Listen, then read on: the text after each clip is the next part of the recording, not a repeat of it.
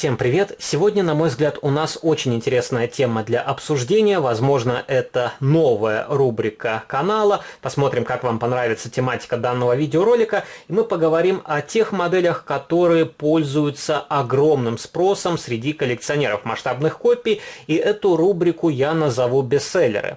И в моем понимании бестселлер — это та модель, которая распродана еще на стадии предзаказа. В крайнем случае она может попасть в открытую продажу, но буквально за считанные часы полностью распродается тираж. И здесь, конечно, есть некоторые оговорки. При желании можно найти все эти модели на вторичном рынке, но мы будем говорить именно о тех моделях, которые активно распродаются по рекомендованной розничной цене, а не потом всплывают на вторичном рынке по завышенным ценам. И здесь я вам покажу костромскую продукцию. Это модели от Автоистории, Start Scale Models и одна машина от Premium Classics. Но по большому счету это просто переиздание аналога от Start Scale Models. Самосвал Tatra 815. И первая модель, с которой мы начнем сегодняшний обзор, это сидельный тягач МАЗ-5440 от Автоистории. Довольно хорошая масштабная копия, но качество покраски и сборки здесь не идет ни в какие рамки.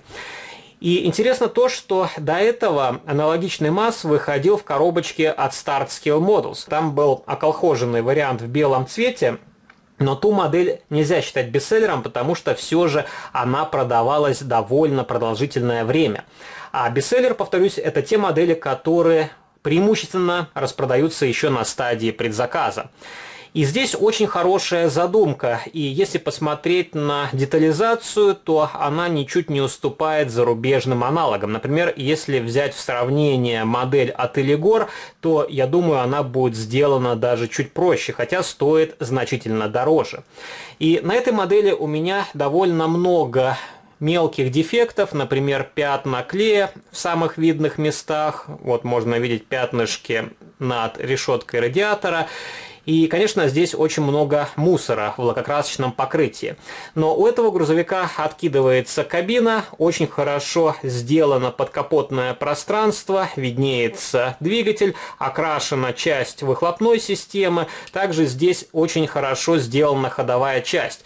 И вообще, если Modimio Engineering старается, они делают прекрасные изделия, и только нужно подобрать хорошую фабрику, которая сможет изготавливать сложные масштабные копии, и тогда эти модели могут смело конкурировать даже с более дорогостоящими брендами. Но пока что чудо не случилось. И у этого грузовика также окрашены сиденья в кабине, это несомненный плюс, но бывают детали установлены криво, и потом кабину сложно разобрать, потому что она обильно пролита клеем. Следующий грузовик — это еще один сидельный тягач МАЗ-5440, только с обновленной кабиной. Он от предыдущей модели не сильно отличается, здесь только видоизменено оперение кабины. И эта модель в плане покраски и сборки еще хуже, чем первый вариант. Здесь пластиковые окрашенные детали сильно отличаются по тону от металлических окрашенных деталей в тот же цвет. И, например, если вы посмотрите на решетку радиатора, то вот этот элемент у меня был поврежден еще до покраски. Здесь как раз видны какие-то вмятины, и сбоку есть вмятины. И как вот так можно собирать масштабную копию, и кто вообще следит за контролем качества, для меня остается загадкой. Но тем не менее, этот грузовичок тоже симпатично смотрится на полке, и он хорошо подходит к европейским полуприцепом. Например, можно сюда поставить полуприцеп от Eligor, и получается прекрасная сцепка. Следующая модель — это тоже двухосный сидельный тягач, только КамАЗ. На эту модель недавно я делал детальный видеообзор, и в плане покраски и сборки эта машина не сильно далеко ушла от предыдущих моделей. Здесь тоже некачественно нанесено лакокрасочное покрытие, очень много подтеков, каких-то сколов, темных мест, видимо, краска стекала и скапливалась в нижних частях кузова. Также пластиковые детали здесь по тону отличаются от металлических, окрашенных в тот же цвет, и другие элементы, которые портят вид этой модели. Это криво установленные пластиковые детали, облой, также ни прокрасы и так далее, и так далее. Но, опять же, повторюсь, сама задумка здесь прекрасная. У грузовика откидывается кабина, тоже хорошо проработан двигатель, окрашена выхлопная система, и у этого грузовика не окрашен салон. И на моей модели стоит криво рулевое колесо. Как его исправить, я тоже не знаю, потому что пытался разобрать кабину. Здесь очень много проклеенных деталей, и я думаю, они попросту сломаются при демонтаже. Следующая модель — это самая свежая новинка от автоистории, полноприводный грузовой бортовой автомобиль ГАЗ-63. И эта модель не исключение, она тоже ко мне пришла с различными дефектами, я их показывал в видеообзоре, и я уже подкорректировал некоторые моменты. Переднее правое колесо я поменял местами с задним левым, потому что изначально на модели одно колесо было неправильно установлено, а второе имело повреждения. И потом уже я сюда поставлю ступицу, возможно, скопирую ее с целого диска, возможно, что-то подберу. Ну, вот такой грузовичок, который тоже при должном качестве сборки мог стать отличной масштабной копией. И эта модель покрашена чуть лучше, чем предыдущие сидельные тягачи. Следующая модель — это похожий полноприводный грузовой автомобиль, только от Start Scale Models. И отличие от предыдущей модели — это наличие лебедки на переднем бампере, также окрашенные колесные диски, окрашенная рама и окрашенный топливный бак.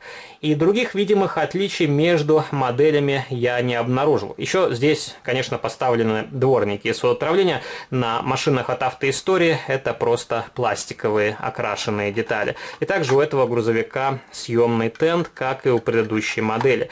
И это тот случай, когда можно смело купить аналог от автоистории, и при желании вы можете доработать модель самостоятельно. Это обойдется значительно дешевле, чем покупать вариант в коробке Start Scale Models.